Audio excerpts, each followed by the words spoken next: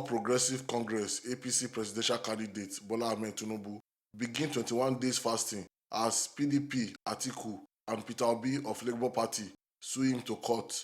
APC appoints 13 SAM to defend Bola Tinubu victory in court.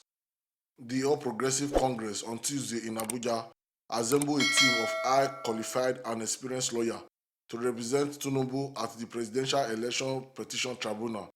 According to the statement by Ahmed, APC National Legal Advisor, the team comprises legal team with vast experience in election petition matters.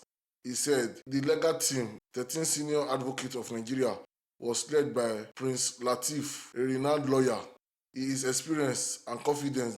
The APC National Legal Advisor urged the party members to support the team in the effort to defend the will and the mandate of the people at February 25th presidential election. He also called on all parties involved to conduct themselves with the utmost professionalism and respect for the rule of law throughout the legal process.